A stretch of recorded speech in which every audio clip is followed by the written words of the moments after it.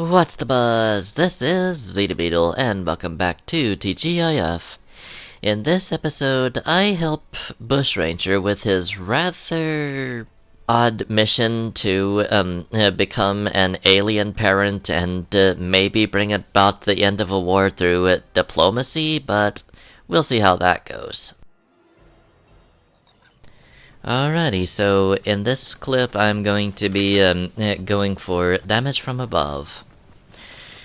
I am all about giving aliens a chance to redeem themselves because, I mean, look at what's attached to my head. And in my opinion, the pros far outweigh the cons here, because even though they take away like 40 of your health, which seems like a lot, you can, you've got a boost to your speed and your jump height, as well as some temporary protection from headshots. So, what I mean by temporary protection is, any headshots done to you while this thing is on your head will damage it instead. And, assuming you take out your opponent quick enough, the alien can heal itself and make sure that you can take more headshots from your next opponent, or about as much before it goes down. So this alien, despite taking out like 40 of your health and distorting your mic in multiplayer modes where you have more than one person in your team, I think the pros far outweigh the cons here. But that's just my personal opinion. Another thing to look at is later in the season, they actually nerfed the thing to where it would only take 25 of your health. So that was a much needed improvement to the thing. But regardless, these things were for the most part a pretty worthy thing to have on your side, or on your head, as the case may be.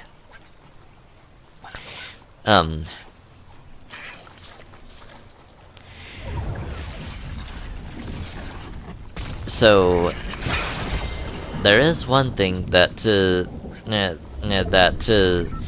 I will admit, though.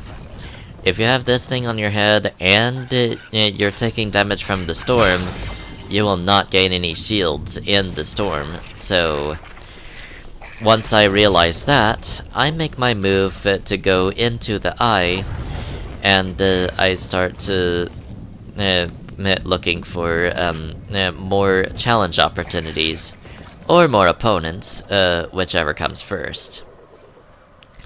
And then I spot and start firing upon a llama. The Chimera ray gun is admittedly not a great choice to use when attacking a llama, because they have a lot of health, and especially from far range, the Chimera ray gun's not really that powerful compared to the other weapons. But it does get the job done at close range on a player which can only have 200 health max. The main thing about that is whenever you start attacking the really good players, they will build in order to protect themselves. And I'd like to think I am at least decent enough to build whenever I take a hit, even if what I just showed is me hiding in this house to avoid taking such hits. But here's where I start doing damage from above. On this staircase, I basically hit that guy and take him on out with the Chimera ray gun.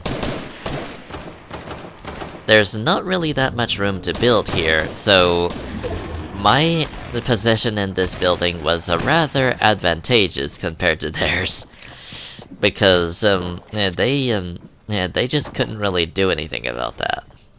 I just lasered them, literally. So once somebody else comes, I start making my move to taking them out as well. Or at least, I think that's how it goes. I mean, they seem to have snuck an attack on me, come to think of it. But hey, you know what? Beggars can't be choosers in this situation, right? Unfortunately, the elimination against the Cuddle Team leader was the last one that I could do this round. Because third time's the charm, they come up the stairs, and wait. Nope. Third time's the charm doesn't apply here. I just simply got overwhelmed by the fourth guy, Peacemaker. So yeah, that ended like that, and we are moving on. Remember when I said that I was helping out Bushranger with his little challenge to become an alien parent and try to bring about the end of this war? Well, this is one of those missions to said questline. Here I am collecting records from Pleasant Park, out of the two which are Pleasant Park and Craggy Cliffs. So, I break in from the top, as the game suggests, and I make my way down to basically start my search for said records.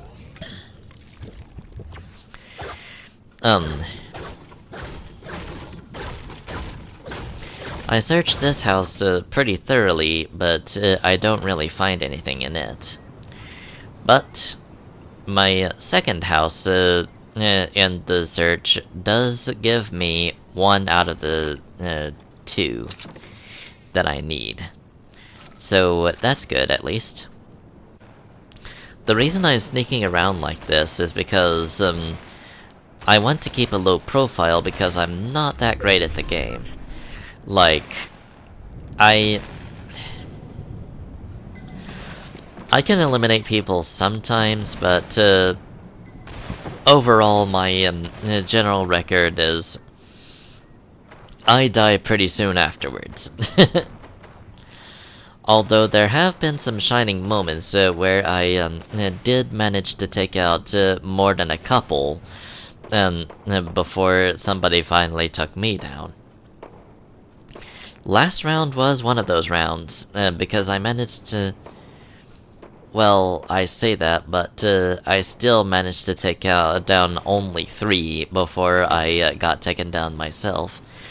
And while a couple usually means 2, it can mean 2 or 3, so... yeah... And who knows, I may actually have had 4 eliminations at that point, and I just didn't show off the first one. At least to YouTube, anyway. Bear in mind, I have made 2 versions of this series already.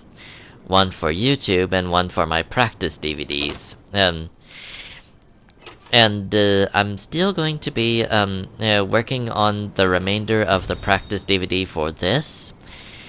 And there is another series that Jester is supposed to be working on, at least.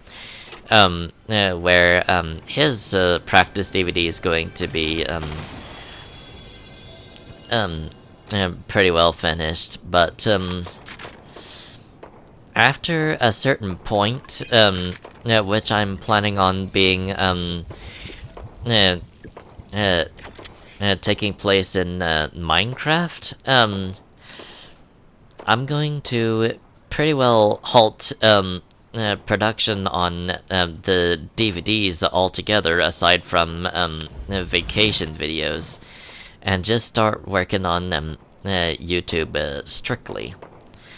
And while I really haven't done much on the DVDs up until after certain episodes on YouTube, um, I'm going to be trying to make a start back on that because where my Minecraft series is concerned, it's going to be pretty crucial to actually get the Minecraft bit done, so that I don't have to worry about it anymore. I mean, unfinalized DVDs don't really have a great feeling, if you catch my drift. Like, not being able to rewatch some of this stuff, it kind of drives me nuts. Alrighty, this one is about 5 minutes and 18 seconds long, and it is the quest to use campfires and stoke campfires near different hatcheries. This I do not get done in one shot, far from it.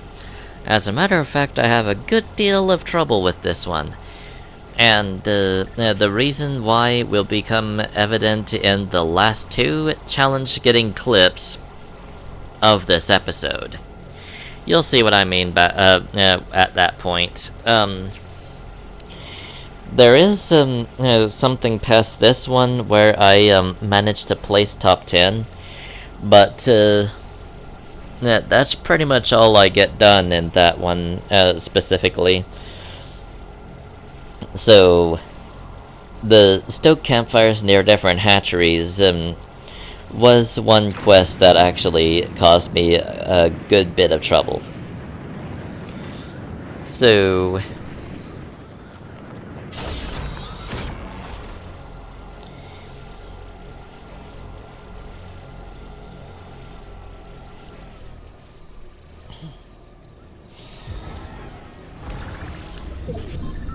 alright. I basically just land right on top of the campfire and get it lit. Even though I didn't really stoke it per se, I did get the challenge to do so. So I check in here only to find that it's full of fog, and I don't really remember my reaction to it because it's been over a year since I really recorded this, so yeah. Another thing about this series that I was putting onto DVD is I would sometimes make what I call live rounds, which I recorded off of my Switch. Yes, I actually did that. The quality, the graphics don't really matter that much to me, but I don't play on the Switch anymore because there was a pretty large update on it, and even though, unlike the PlayStation, I don't really have the ability to put clips on the Switch, it still didn't really have the memory required to actually put Fortnite on the Switch, the update from Fortnite on the Switch. So I ended up having to take off Fortnite off of the Switch, and just to let you know through my outfits who's playing the game. So, and that's really the whole thing. Like, I, Marty Jester, Vaxi, and another character who you're going to be seeing shortly, all have different outfits that we wear while we're doing all this. and they're all organized into teams in the score war. So like Team Beetle, I forget exactly who all I had on my team during the score war, but you'll see what all I do here on it. Team Jester is mostly Jester, Mystique, and several others. I forget exactly who, but Team Jester is a bit larger. Then the next team, Team Mirage, focuses on Mirage and Maeve. And then finally, there is Team Vaxi, which is all of the robotic characters, sans the Eternal Knight, which just simply looks kind of like a B1 battle droid from Star Wars. So that's really all you need to know about the teams. Alrighty. So, like I said before, in this clip all I really got to progress on was to place top 10. And that's probably why it's 7 minutes and 20 seconds in length. So I don't really have much to say in terms of narrative commentary yet, because I don't think I engage very many people in combat, to be honest with you. Like, if any, I think maybe one I take out, but most of the clip has me running away from the storm, and given we didn't have tactical sprint back then, it was harder to run away from the storm. Like, I've seen how Jester does with the storm, and while it's still sort of hard to outrun the storm, he does seem to succeed sometimes anyway. Just depends on how far in the storm he actually is. So, before the days of tactical sprint, it was a bit harder.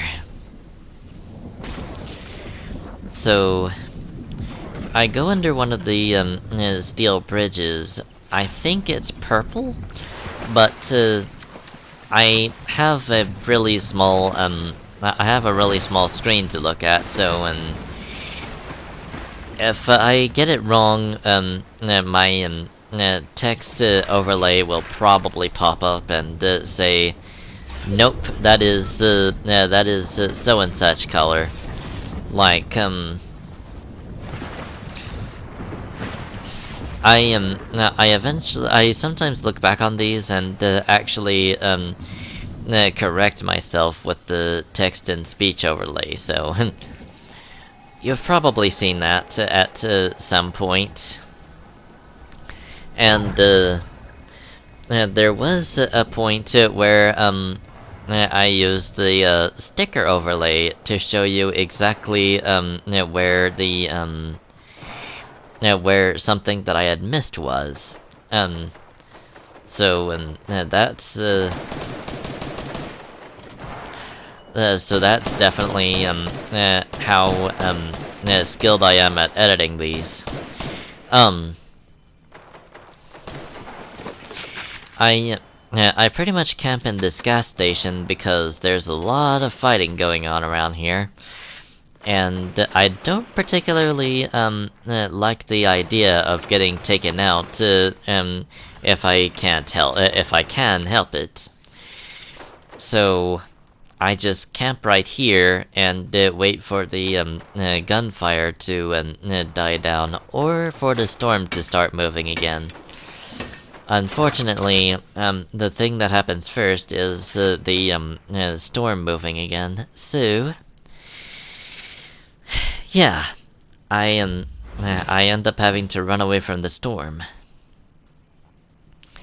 Fortunately, I did get to the survivor medal, where I don't know how many are remaining, and also due to the fact that I'm looking at a small screen.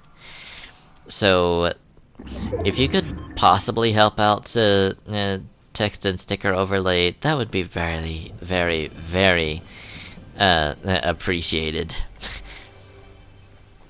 So,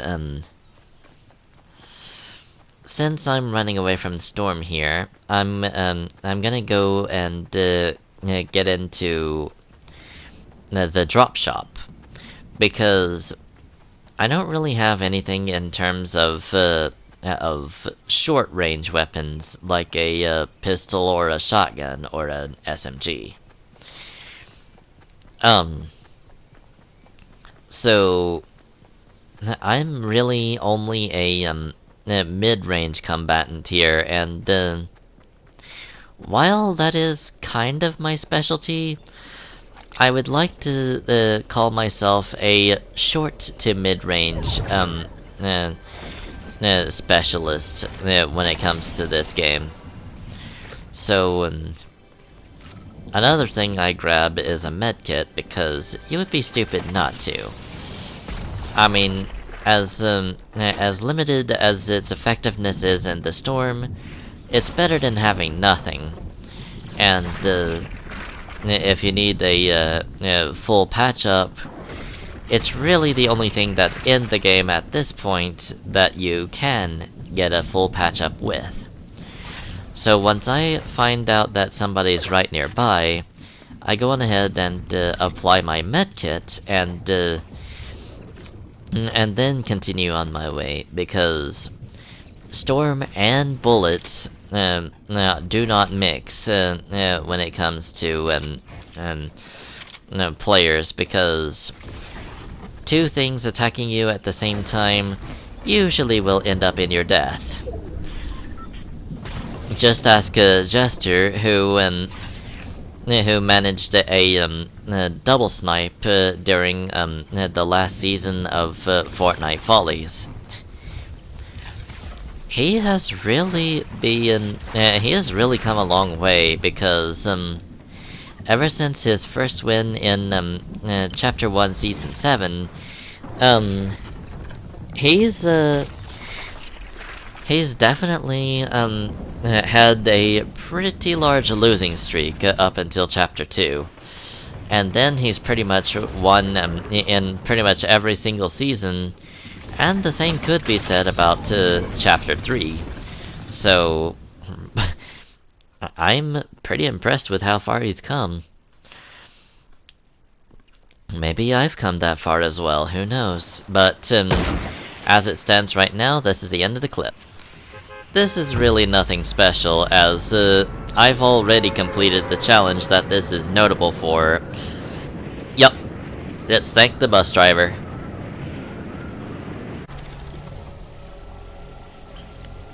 This is only 1 minute and 8 seconds compared to the 7 minutes and 20 seconds of the last clip.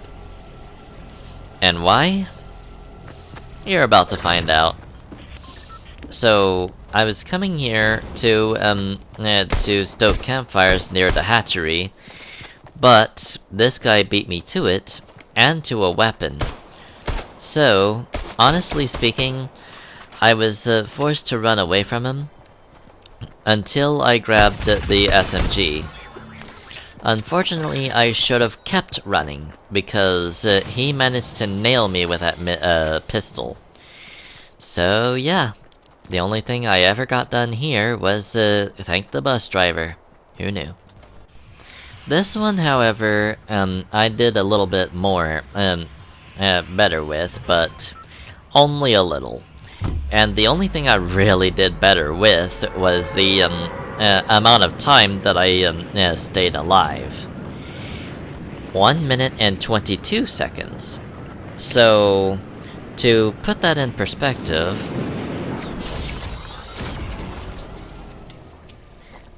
I lasted 14 minutes longer than I did last clip. Once again, somebody manages to beat me to the hatchery. So I decide to move on this time around and try and do something else. I forget exactly if you can put more wood into the campfire once it's already been used and in order to get the challenge done. But here I was blindsided by this guy because I didn't know where he came in from. And by the time I figured it out, he had already taken me out with a tactical shotgun. So, I guess that's done. Onwards to the outro. And that seems to be about as much time as we have for today. Join me in the next one when I stoke campfires near different hatcheries, ignite structures, collect parenting books, destroy satellite stations, and drive 1,000 meters. In the meantime, though, thank you so much for watching. I hope you enjoyed, and I will see you all next time. Until then, adios, amigos.